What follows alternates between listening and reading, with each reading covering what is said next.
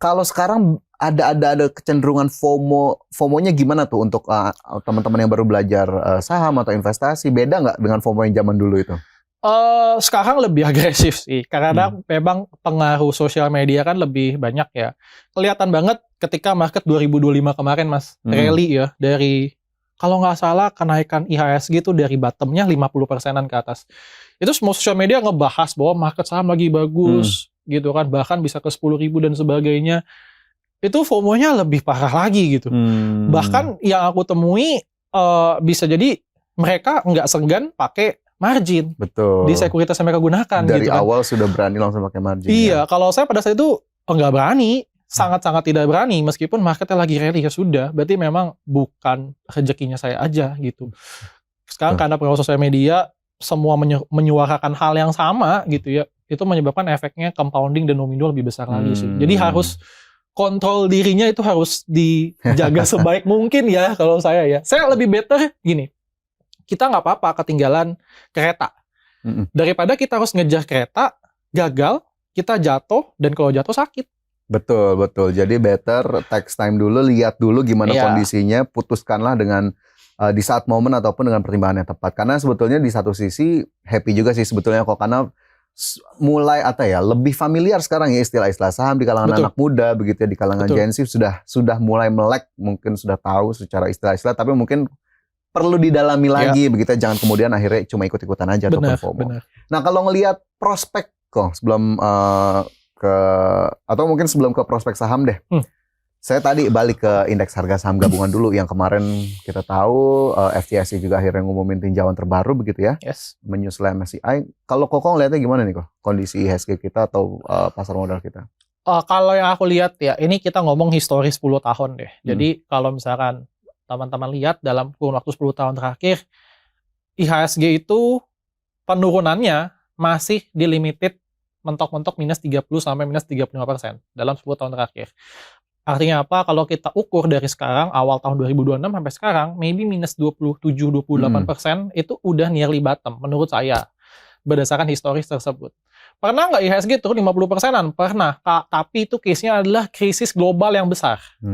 Di mana market luar krisis, komoditi krisis, kita juga ikutan, kena impact.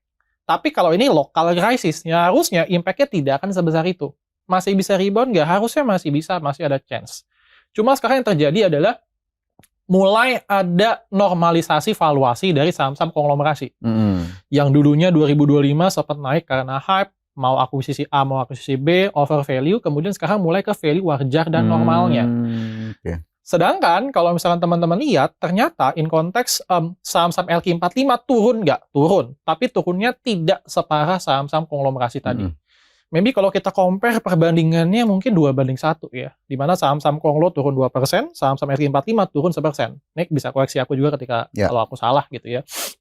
Jadi turun tapi jauh lebih parah penurunan saham konglomerasi. That's why ya IHSG mau nggak mau turun. Apalagi kemarin ya udah ada, ya intinya dari sisi bursa juga mulai menunjukkan adanya perbaikan, mau menunjukkan transparansi juga supaya kedepannya MSCI dan FTSE mulai kembali melirik kita gitu ya.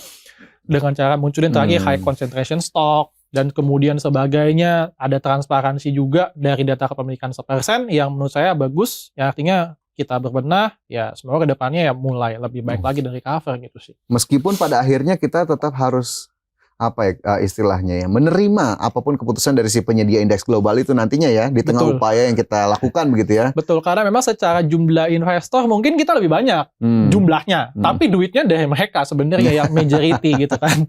Oke, jadi memang yang kita harapkan upaya perbaikannya masih terus dilakukan begitu, toh ujung-ujungnya ini bisa membantu kita juga ya, investor kita untuk tahu ada HSC, ada beneficial owner di sana dan segala macam, free float-nya dinaikkan, jadi manfaatnya lah yang kita meskipun memang tekanannya luar biasa besar dari apa yang kemudian dari sorotan MSCI ataupun FTSE lah. Aku nambahin dikit boleh ya? Jadi kemarin ketika aku buka reportnya di MSCI, ya di global dan small cap, itu sebenarnya secara konteks enggak cuma Indonesia aja yang kena impact-nya. Banyak negara-negara lain juga di-exclude sebenarnya. Jadi jauh lebih banyak yang di-exclude daripada ditambahkan. Dan sebenarnya ya maybe itu lebih ke arah ya, artinya bukan cuma lokal aja yang mungkin lagi parah. Mungkin dari si MSCI juga lagi doing something, maybe kita nggak tahu sih. Tapi karena memang secara majority yang dikeluarkan lebih banyak sih daripada yang dimasukin. Betul, Jauh. setuju. Jadi memang harus lihat juga, harus lengkap juga kita ngelihatnya kemarin dari reportnya. Oke, dari situ kita bergeser baru nih ke saham ataupun sektor-sektor. Kalau Koko tuh ngelihatnya untuk ngelihat prospek suatu saham di sektor manapun lah, atau mungkin bisa dicontohkan, itu apa indikator-indikatornya atau checklist yang perlu kita lakuin? Ini konteksnya investasi ya. Berarti kalau misalnya investasi, biasa aku lihat dulu makronya seperti apa ngobrolnya. Jadi pada saat ini sounding dari makronya itu kayak gimana sih, kecenderungannya kemana gitu. Contoh terakhir perang, efek perang kemana sih, udah pasti ke sektor energi yang diuntungkan. Jadi dari makro, global, isu, terus kemudian kita kerucutkan ke sektoral, baru kerucutkan lagi ke emitennya yang terkait apa. Jadi dari sana kita baru punya gambaran, oh karena perang energi bagus. Jadi kemungkinan chance-nya otomatis harusnya saham energi bagus. Nah sekarang yang terjadi adalah, bisa aku bilang terjadi divergence nih. In konteks, oke, kinerja saham energi secara fundamental bagus, tapi harganya turun terus karena indeks. Yang harusnya kalau misalkan teman-teman lihat, ini harusnya bisa jadi opportunity di sana. Terus kalau misalkan tanya, kok saham bank seperti apa? Ya. Kalau saham bank selama dia belum ada growth dari sisi lokalnya, which kita ngomong otomatis growth dari sisi kreditnya, otomatis itu biasa akan berat sih. Karena dari si investor foreign ngelihatnya growth dan growth itu sendiri.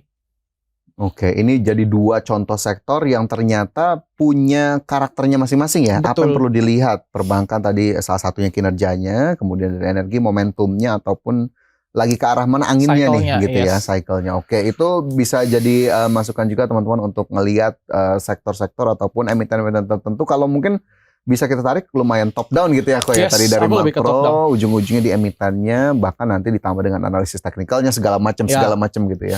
Oke, kalau tipsnya sendiri kok untuk teman-teman yang mau masuk ke pasar modal, apa sih sebetulnya harus dipahami dulu? Yang harus dipahami yang paling utama adalah pasar modal itu, ini misalnya ya, orang baru masuk ke saham, biasanya dia baru masuk itu ketika market lagi rally gila-gilaan. Itu cycle-nya biasa kayak gitulah yang banyak. Nggak mungkin orang investor nambah banyak nih ketika market lagi merah kan, jarang kayak gitu kan. Biasanya harus diingat adalah market itu dua sisi. Dia bisa naik, dia bisa turun.